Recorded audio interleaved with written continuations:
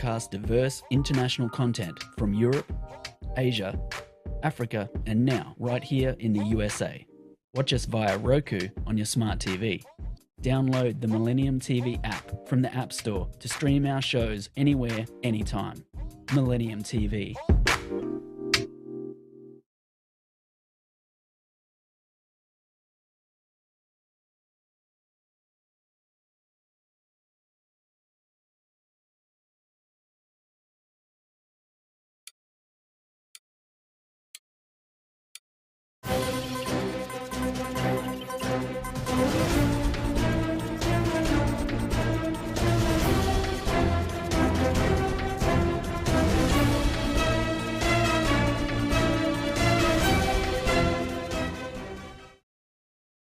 Welcome to Millennium News Hour. I am Tanzeeba Nourin. In today's bulletin, we will present top and trending news from across the nation and the world.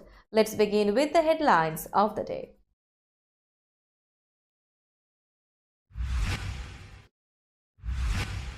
Biden names technology hubs for 32 states and Puerto Rico to help the industry and create jobs. 7 of the 9 men running for House Speaker voted to overturn the 2020 election results.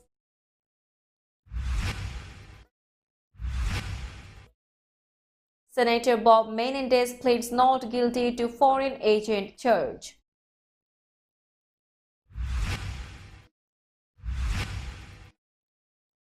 Trump claims Sidney Powell was never his lawyer after her plea deal.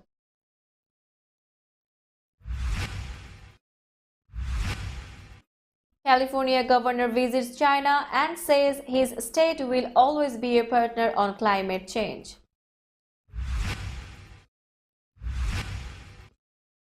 Hamas says new Israeli strikes kill at least 70 in Gaza.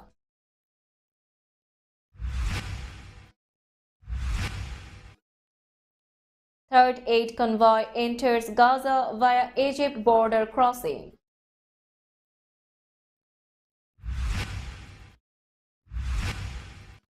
Rock collected by Apollo 17 astronaut in 1972 reveals Moon's age.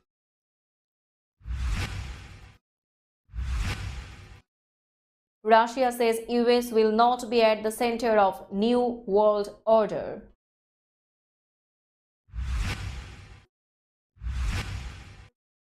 Russian court extends detention of US journalist Elsa Kurmasheva.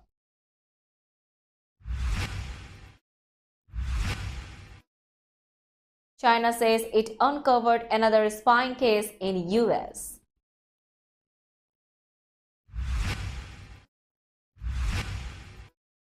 Afghanistan shock rivals Pakistan in historic Cricket World Cup win. And Bishan Bedi, India cricket great who claimed 266 test wickets with dazzling spin, dies at 77. You were listening to Headlines, now news in detail. The Biden administration is designating 31 technology hubs touching 32 states and Puerto Rico to help spur innovation and create jobs in the industries that are concentrated in these areas. President Joe Biden announced the hubs on Monday at the White House with Commerce Secretary Gina Raimondo. I have to say, in my entire career in public service, I have never seen as much interest in any initiative than this one, Raimondo told reporters during a Sunday conference call to preview the announcement. Her department received 400 applications, she said. No matter where I go or who I meet with, CEOs, governors, senators, congresspeople, university presidents, everyone wants to tell me about their application and how excited they are, said Raimondo. The tech hubs are the result of a process Raimondo's department launched in May to distribute a total of $500 million in grants to cities. Of the 9 Republicans running for House Speaker, 7 voted to overturn the 2020 presidential election results that made Joe Biden president.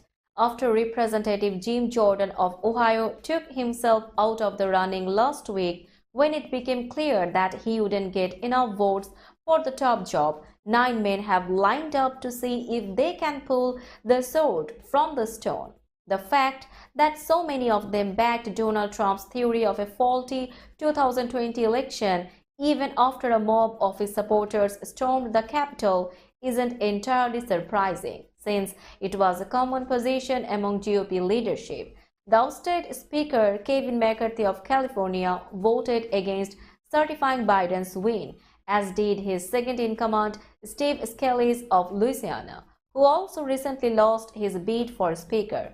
Jordan, one of the former president's staunchest allies in Congress, voted to overturn the election as well.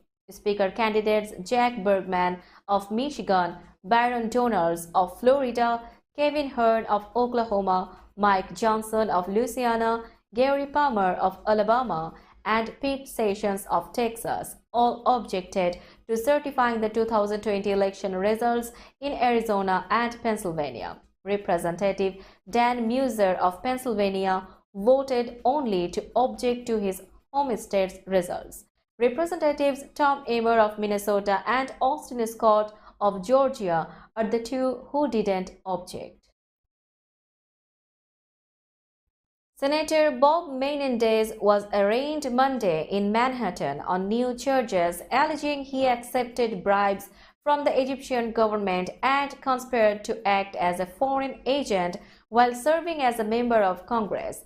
Menendez's co-defendants, including his wife Nadine Menendez and businessman Noel Hanna, were also included in the new charges. They pleaded not guilty in Manhattan last week. Menendez was excused from the Manhattan Federal Court proceeding until Monday due to Senate business.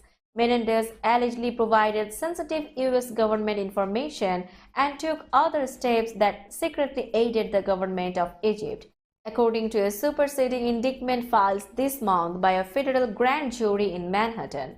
He denied wrongdoing. Federal prosecutors also alleged in the indictment that the senator's wife and Hannah worked to introduce Egyptian intelligence and military officials to Menendez for the purpose of establishing and solidifying a corrupt agreement. The new charge alleges that from 2018 to 2022, Hannah Menendez and his wife conspired, confederated, and agreed together and with each other to have a public official, Menendez, act as an agent of a foreign principal, to wit, the government of Egypt and Egyptian officials. Former President Donald Trump is distancing himself from attorney Sidney Powell in the wake of her guilty plea in the Georgia election interference case. Sidney Powell was one of millions and millions of people who thought, and in ever-increasing numbers still think correctly, that the 2020 presidential election was rigged and stolen. Trump wrote in a post on his social media platform Truth Social on Sunday. Despite the fake news reports to the contrary, and without even reaching out to ask the Trump campaign, Ms. Powell was not my attorney and never was, he wrote. Powell pleaded guilty to 6 misdemeanor counts of conspiracy to commit election interference in Fulton County Superior Court last week, a day before she was set to stand trial on felony racketeering charges. The governor of California opened a week-long trip to China on Monday with an assurance that his state will always be a partner on climate issues no matter how the U.S. presidential election turns out next year. Democrat Gavin Newsom's visit comes as U.S.-Chinese relations witnessed a sharp deterioration in recent years due to trade disputes, U.S. support for self-governing Taiwan, and human rights concerns, among other contentious issues. Attempting to reinforce his state's role as a global leader on climate change, Newsom began his visit with a climate-themed discussion at the University of Hong Kong. He told the audience they can rely on California, while addressing claims that the United States is not a reliable ally. Climate remains one area where collaboration is seen as possible and necessary. Both countries appear to have fully re-engaged in the run-up to the next UN Climate Change Conference, which opens November 30 in Dubai. Newsom said China and the US have long-standing partnerships on the issue of climate change that he wanted to build upon. We will be back after a short break. Till then, stay with us. This world continuously revolving around various events. Every minute, every second, something is happening somewhere around the globe, and you want to get connected to that event or to that specific moment. Here we come, Millennium News Hour, to get you connected with top USA and international trending news, which includes local news, political news, world news, business news, health and science related news, entertainment news, sports news, and so on. Millennium News 24 is transmitted and available to be watched free for all at TVs such as Sony, Samsung, LG, Roku TV, Amazon TV, and Apple TV, and also in all European countries and Australia, available with Sky Network, Worldwide Jago TV, Radiant IPTV, Worldwide Jago BD Network, and Horizon Satellite globally. Stay connected with Millennium News Hour to get the world news on your fist. Welcome back to Millennium News Hour. Now it's time for global updates.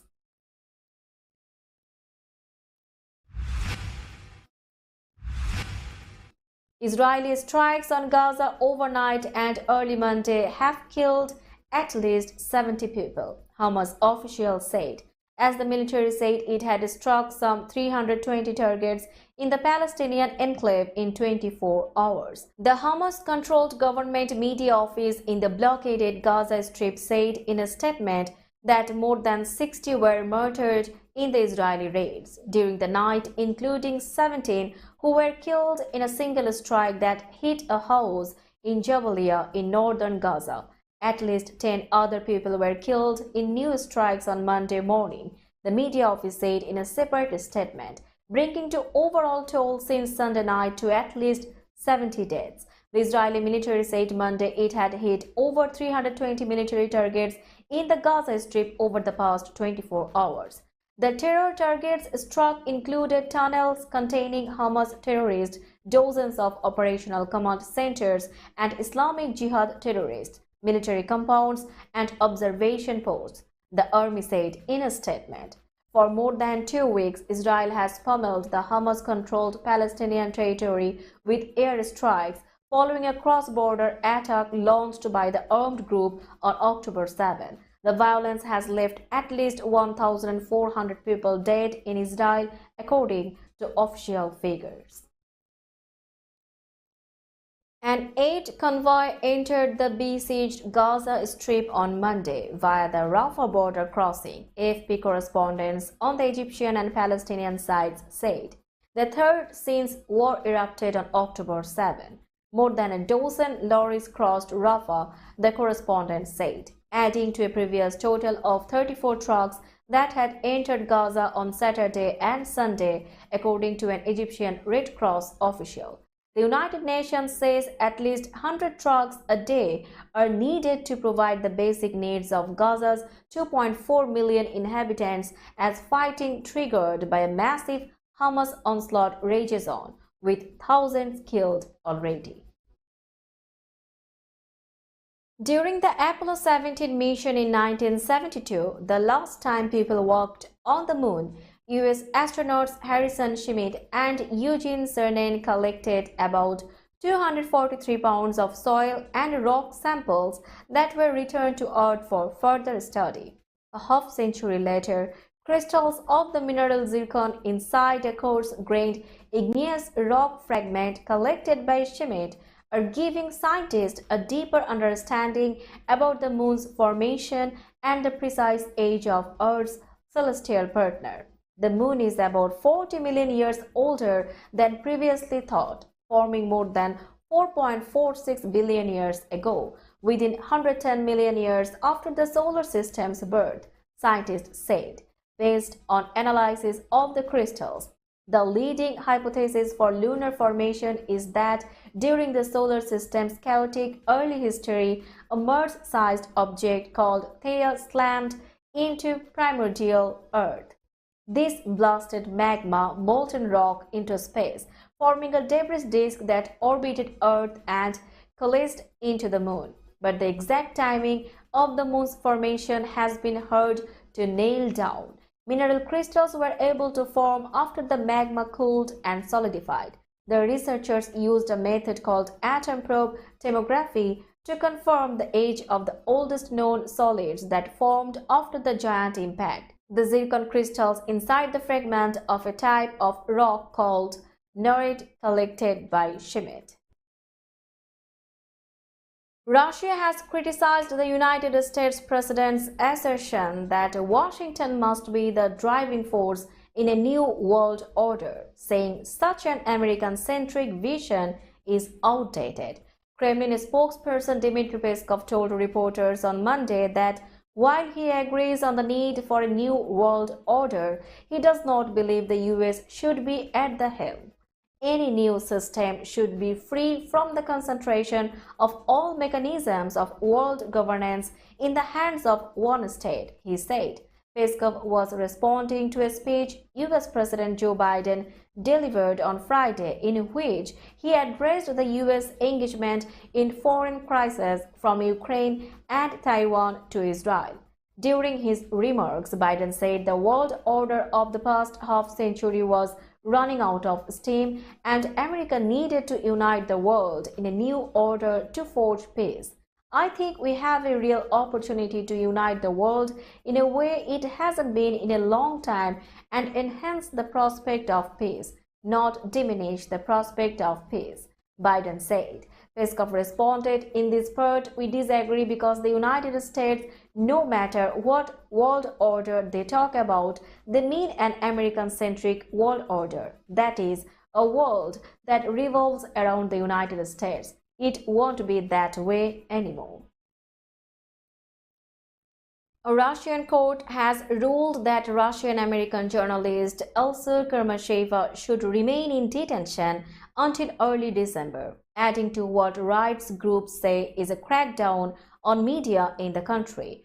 Kurmasheva, an editor for the US government-funded Radio Free Europe or Radio Liberty's Tatar Bashkir service, was arrested by Russian law enforcement in the central city of Kazan on October 18. She is accused of failing to register as a foreign agent and collecting information on the Russian military, Russia's state-run news site Tatar Inform reported. If convicted, she faces up to 5 years in prison.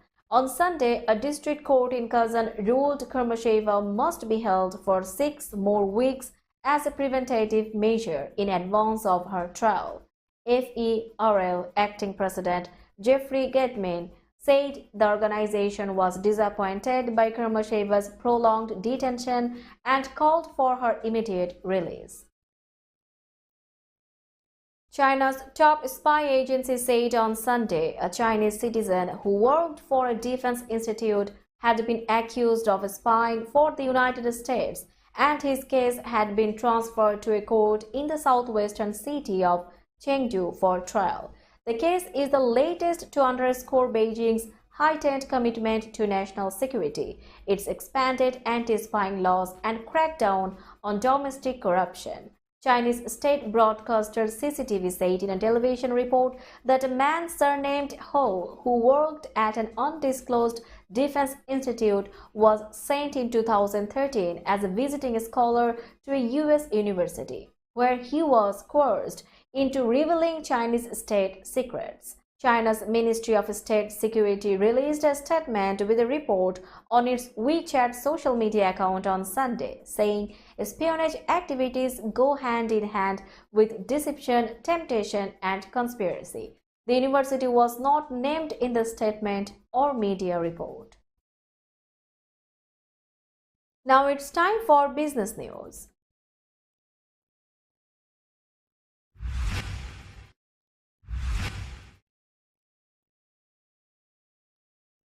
Today's New York stock close price is 14,946.01. The NYSE Composite is decreased by 87.30 points or 0.58%.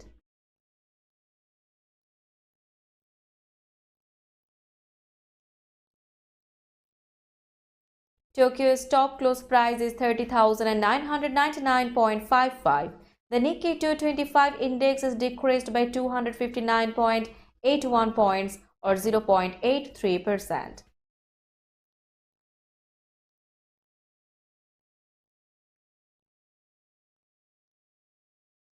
Shanghai stock close price is 2,939.29. The Shanghai index is decreased by 43.77 points or 1.47%.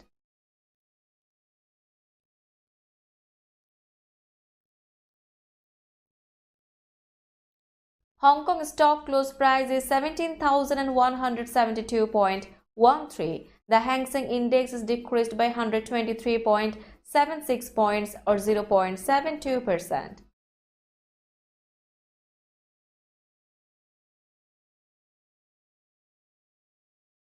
Bombay stock close price is 64,571.88. The Sensex index is decreased by 825.74 points or 1.26%.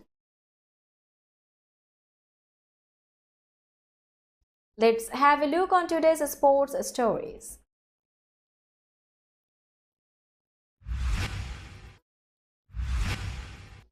Afghanistan created another big upset at the Cricket World Cup as they thumped struggling Pakistan by 8 wickets to win 2 games at the same edition of the tournament for the first time.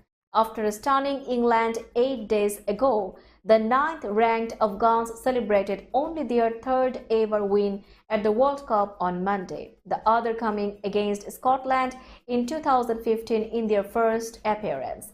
An aggressive 130-run opening stand between Ibrahim Zadran and Rahmanullah Gurbaz orchestrated Afghanistan's 286 for 2 in 49 overs against out-of-sort Pakistan's pace and spin bowling. Rahmat Shah and captain Hashmatullah Shahidi built on the solid first wicket stand by sharing an unbeaten 96-run third wicket stand. Shah remained unbeaten on 77, while Shahidi scored 48 not out as he raised the victory with a boundary against Shaheen Afridi at square leg. It was Pakistan's first loss in a one-day international against Afghanistan, which bettered its previous highest successful ODI chase of 274 made against the United Arab Emirates 9 years ago. Bishan Bedi, the India cricket great whose dazzling left-arm spin claimed 266 test wickets, has died. He was 77. The death of Bedi, who underwent multiple surgeries over the last 2 years that included a knee operation a month ago, was confirmed by the Board of Control for Cricket in India on Monday. The BCCI mourns the sad demise of former India Test captain and legendary spinner Bishan Singh Bedi. The BCCI wrote on X, formerly known as Twitter, "Our thoughts and prayers are with his family and fans in these tough times. May his soul rest in peace." Born in Amritsar on September 25, 1946, Bedi was part of the famous Indian spin quartet with Bhagwat Chandrasekhar, Idapalli Prasanna and Srinivas Venkataragavan in the 1970s. Bedi earned his 266 wickets in 67 test matches at an average of 28.71. With best innings figures of 7 for 98 and best match figures of 10,194. His last test match was against England at the Oval in 1979. At the time of his retirement, he was India's leading wicket-taker before being overtaken by Kapil Dev a few years later. He averaged under 9 runs in tests as a right-handed batter but had a highest score of 50 not out. He played only 10 ODIs between 1974 to 79, picking up 7 wickets. Let's have a look on today's weather forecast.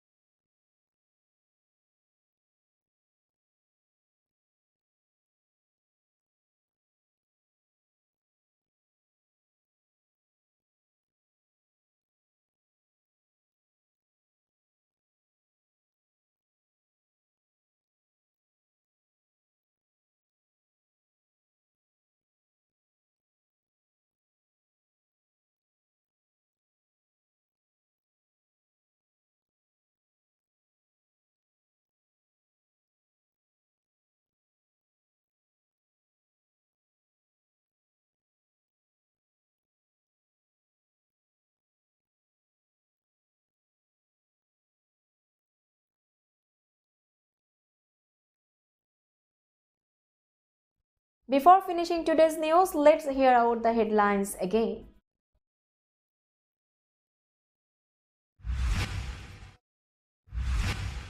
Biden names technology hubs for 32 states and Puerto Rico to help the industry and create jobs. 7 of the 9 men running for House Speaker voted to overturn the 2020 election results.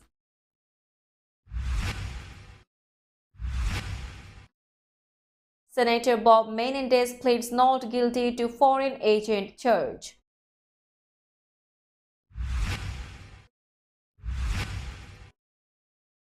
Trump claims Sidney Powell was never his lawyer after her plea deal.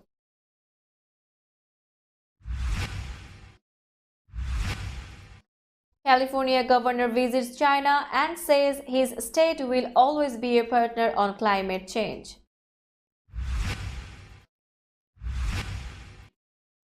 Hamas says new Israeli strikes kill at least 70 in Gaza.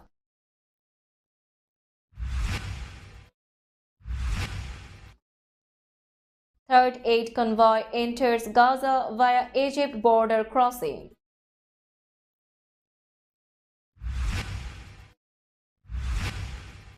Rock collected by Apollo 17 astronaut in 1972 reveals Moon's age.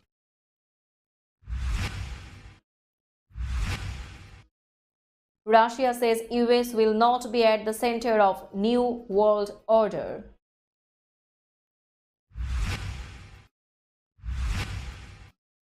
Russian court extends detention of US journalist Elsa Kurmasheva.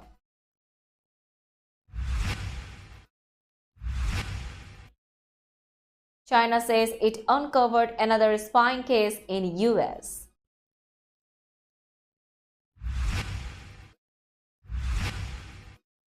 Afghanistan shock rivals Pakistan in historic Cricket World Cup win.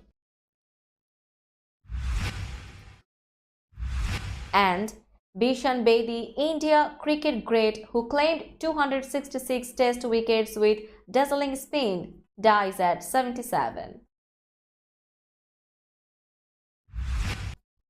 That's all for today. Keep watching Millennium News Hour for latest news update. To stay updated, like our Facebook page, subscribe our YouTube channel and visit our website. Our website address is www.millenniumnews24.com. Millennium News 24 is transmitted and available to be watched free for all at TVs such as Sony, Samsung, LG, Roku TV, Amazon TV and Apple TV. And also in all European countries and Australia available with Sky Network, Worldwide Jago TV, Radiant IPTV, Worldwide Jago Media Network and Horizon Satellite globally. Stay connected with us for all the latest news worldwide. Thank you.